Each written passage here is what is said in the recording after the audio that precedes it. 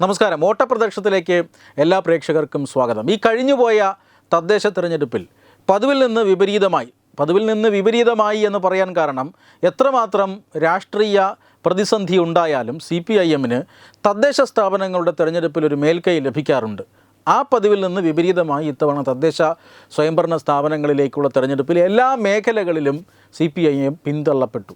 ചിലയിടങ്ങളിൽ UDF, ചിലയിടങ്ങളിൽ UDF, BJP ഇവരൊക്കെയാണ് CPIMനെ ചവിട്ടി രണ്ടാം സ്ഥാനത്തേക്കും മൂന്നാം സ്ഥാനത്തേക്കും ഒക്കെ കളഞ്ഞിരിക്കുന്നത്. അതായത് ഗ്രാമപഞ്ചായത്തുകളിലാകട്ടെ, ബ്ലോക്ക് പഞ്ചായത്തുകളിലാകട്ടെ, ജില്ലാ പഞ്ചായത്തുകളിലാകട്ടെ, മുനിസിപ്പാലിറ്റികളിലാകട്ടെ, അതുപോലെ തന്നെ കോർപ്പറേഷനുകളിലാകട്ടെ, ഇവിടെയെങ്ങും ഒരു എഡ്ജ് നേടാൻ CPIMന് സാധിച്ചിട്ടില്ല, LDFന് സാധിച്ചിട്ടില്ല.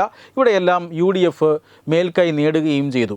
ഇത് കേരളത്തിൽ നിലനിൽക്കുന്ന ഒരു വലിയ ഭരണവിരുദ്ധ വികാരത്തിൻ്റെ പ്രതിഫലനമാണ് എന്ന് മൂന്നാം പിണറായി വിജയൻ സർക്കാർ വരുമെന്ന് വിശ്വസിച്ചവർ പോലും ഇപ്പോൾ തിരിച്ചറിഞ്ഞിരിക്കുന്നു. പക്ഷേ നമ്മുടെ CPIMനും LDFനും മാത്രം അങ്ങനെ ഒരു ഭരണവിരുദ്ധ വികാരം കേരളത്തിലുണ്ട് എന്ന് സമ്മതിക്കാൻ വയ്യ. അവർ ഇപ്പോഴും പറയുന്നത് ഇത് ഭരണവിരുദ്ധ വികാരമൊന്നുമല്ല, ശബരിമല അടക്കമുള്ള ചില കേസുകൾ, ആ കേസുകൾ UDF വക്രീകരിച്ച് പ്രചരിപ്പിച്ചതിൻ്റെ ഭാഗമായിട്ടുണ്ടായ തിരിച്ചടിയാണ്, അല്ലാതെ ഭരണവിരുദ്ധ വികാരമൊന്നും ഇവിടെ ഇല്ല എന്നാണ് LDF പറയുന്നത്. മാത്രമല്ല നമ്മുടെ SNDP യോഗത്തിൻ്റെ ജനറൽ സെക്രട്ടറി പറയുന്നത് ഈ തദ്ദേശ തെരഞ്ഞെടുപ്പിനെ നമ്മൾ ഒരിക്കലും അങ്ങനെ കാണരുത്, തദ്ദേശ തെരഞ്ഞെടുപ്പും നിയമസഭാ തെരഞ്ഞെടുപ്പും രണ്ടും രണ്ടാണ്, നിയമസഭാ തെരഞ്ഞെടുപ്പിൽ ഇടതുമുന്നണി തന്നെ അധികാരത്തിൽ വരും എന്നാണ് അദ്ദേഹം പറയുന്നത്.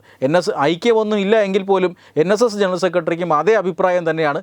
അതായത് അദ്ദേഹവും പറയുന്നത് വെറും 24 മണിക്കൂർ മുമ്പുണ്ടാകുന്ന ചെറിയ മാറ്റം മതി, ഈ പറയുന്ന തദ്ദേശ തെരഞ്ഞെടുപ്പൊന്നും അന്ന് തുണയ്ക്കാനുണ്ടാകില്ല, പക്ഷേ നിയമസഭാ തെരഞ്ഞെടുപ്പിൽ ഇടതുമുന്നണി തന്നെ അധികാരത്തിൽ വരും എന്ന് NSSും പറയുന്നുണ്ട്. പക്ഷേ ഇപ്പോൾ CPIMൻ്റെ കടുത്ത അനുയായികളായിട്ടുള്ള, അനുഭാവികളായിട്ടുള്ള സാംസ്കാരിക നായകർ, എക്കാലവും CPIMന് പ്രതിരോധം തീർത്തിട്ടുള്ള സാംസ്കാരിക നായകർ തന്നെ തുടർഭരണമൊന്നും ഉണ്ടാകാൻ പോകുന്നില്ല, ഇനി അഥവാ തുടർഭരണം വന്നാലും അത് പാർട്ടിക്ക് ആപത്താണ് എന്നൊക്കെ പറഞ്ഞുകൊണ്ട് ചില തത്വദീക്ഷകളൊക്കെ പുറത്തിറക്കാൻ തുടങ്ങിയിട്ടുണ്ട്. K. സച്ചിദാനന്ദനും സാറാ ജോസഫും ഒക്കെ അങ്ങനെ പറഞ്ഞു തുടങ്ങിയിട്ടുണ്ട്.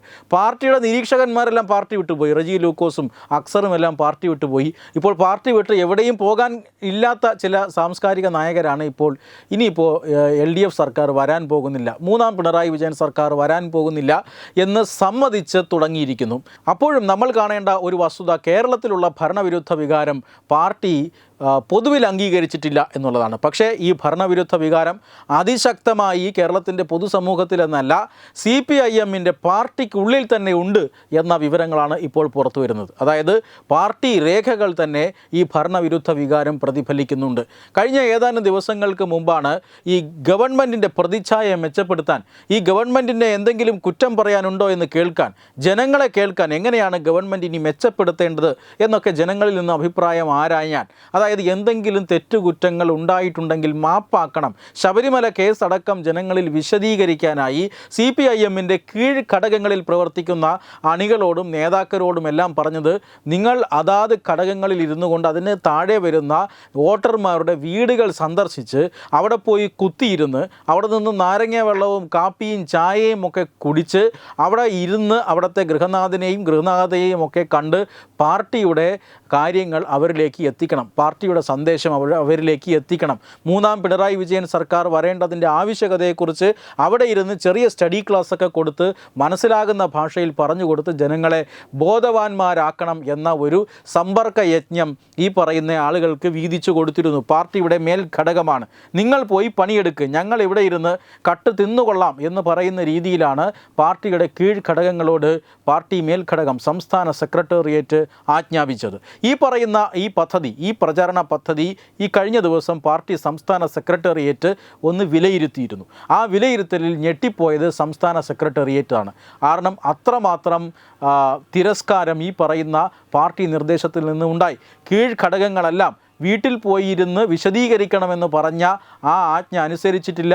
കാരണം പിണറായി വിജയനെ ന്യായീകരിക്കാൻ ഇനി ഞങ്ങൾക്ക് വയ്യ എന്ന് കീഴ്ഘടകങ്ങൾ പോലും തീരുമാനമെടുത്തു എന്നാണ് ഈ പാർട്ടി രേഖയിൽ പറയുന്നത്. അതായത് സംസ്ഥാന സമിതി നിർദ്ദേശിച്ചതുപോലെ തദ്ദേശ തോൽവിക്ക് ശേഷം പാർട്ടിയുടെ മുഖച്ഛായ മെച്ചപ്പെടുത്താനായി ഗൃഹസമ്പർക്കം നടത്താൻ ആവശ്യപ്പെട്ടെങ്കിലും അത് ഉദ്ദേശിച്ചതുപോലെ പൂർത്തിയായിട്ടില്ല. അതുകൊണ്ട് ഇങ്ങനെ സഖാക്കൾ വീട്ടിലിരിക്കരുത്, ഇനി പുറത്തേക്കിറങ്ങണം, വീണ്ടും സ്ത്രീകളെ സമ്പർക്കം ചെയ്യണം, അതുപോലെ തന്നെ സ്ത്രീകൾ ഉൾപ്പെടെയുള്ളവരുടെ സ്ക്വാഡ് രൂപീകരിക്കണം, SC/ST വിഭാഗത്തിൽപ്പെട്ട ജനങ്ങളുമായി ചേർന്ന് പ്രവർത്തിക്കണം, ഗൃഹസമ്പർക്ക യജ്ഞം വളരെയധികം വിജയകരമായി പൂർത്തിയാക്കണം എന്നൊന്നുകൂടി സംസ്ഥാന സമിതി ആവശ്യപ്പെട്ടിരിക്കുകയാണ്. രണ്ടാം തവണയും ആവശ്യപ്പെട്ടാൽ പാർട്ടി കീഴ്ഘടകങ്ങൾ കേൾക്കുമോ എന്നറിയില്ല. ഒരു കാര്യം ഉറപ്പാണ്, ശക്തമായ ഭരണവിരുദ്ധ വികാരം പാർട്ടിക്കുള്ളിലും രൂപപ്പെട്ടിരിക്കുന്നു. അത് സംസ്ഥാന ഘടകത്തിന് ബോധ്യമായിരിക്കുന്നു. ഇനി ഇപ്പോൾ വേണമെങ്കിലും മൂന്നാം LDF സർക്കാർ വേണം എന്ന്, അല്ലെങ്കിൽ LDF സർക്കാർ വേണമെങ്കിൽ തീർച്ചയായും ഒരു കാര്യം പാർട്ടിക്ക് ചെയ്യാൻ ബാക്കിയുണ്ട്. അത് ചെയ്താൽ ഉറപ്പായും മൂന്നാം LDF സർക്കാർ വരാവുന്നതേ ഉള്ളൂ. അതിന് വേണ്ടത് 2 ഘടകങ്ങളാണ്. ഒന്ന്, പാർട്ടിക്കുള്ളിൽ തന്നെ, അല്ലെങ്കിൽ ഇപ്പോൾ നിലവിലുള്ള മുഖ്യമന്ത്രി തന്നെ നേരിട്ട് വന്ന് ജനങ്ങളോട് ഒരു കാര്യം പറയണം. ഞാൻ 2 തവണ മുഖ്യമന്ത്രിയായി, പ്രായമൊക്കെയായി, ആരോഗ്യ പ്രശ്നങ്ങളുണ്ട്, അതുകൊണ്ട് അടുത്ത തവണ മത്സരിക്കാനും മുഖ്യമന്ത്രിയാകാനും ഇല്ല എന്ന് പറഞ്ഞാൽ, മറ്റൊരു യുവ നേതാവ് അല്ലെങ്കിൽ മറ്റൊരു ശക്തനായ നേതാവ് നിങ്ങളെ നയിക്കുമെന്ന് പറഞ്ഞാൽ ഒരുപക്ഷെ മൂന്നാം LDF സർക്കാർ വരാനുള്ള സാധ്യതയുണ്ട്. ആ കാര്യം നടക്കണമെങ്കിൽ മറ്റൊരു ഘടകം കൂടി വേണം. അത് ശക്തമായ ഒരു കേന്ദ്ര നേതൃത്വമാണ്.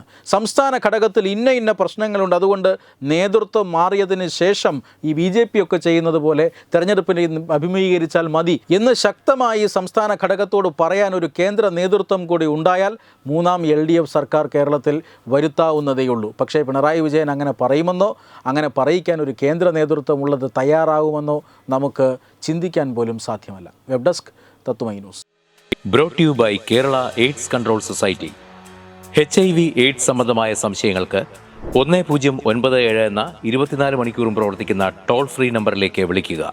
വാട്സാപ്പിലും ഫേസ്ബുക്കിലും ഒക്കെ സ്റ്റാറ്റസ് അപ്ഡേറ്റ് ചെയ്യാറുണ്ടല്ലോ. HIV സ്റ്റാറ്റസോ HIV പിടിപെടാനുള്ള സാഹചര്യങ്ങളിൽ കൂടി അറിഞ്ഞോ അറിയാതെയോ കടന്നു പോയിട്ടുണ്ടാവാം. എന്ത് തന്നെയായാലും മുൻകൂട്ടി പരിശോധിച്ച് HIV സ്റ്റാറ്റസ് അറിയൂ. സൗജന്യ HIV പരിശോധനയും കൗൺസിലിങ്ങും ആരോഗ്യ കേന്ദ്രങ്ങളിൽ പ്രവർത്തിക്കുന്ന ICTC അഥവാ ജ്യോതിസ് കേന്ദ്രങ്ങളെ സമീപിക്കുക. നിങ്ങളുടെ സ്റ്റാറ്റസ് എന്തായാലും വിവരങ്ങൾ രഹസ്യമായി സൂക്ഷിക്കുന്നതായിരിക്കും.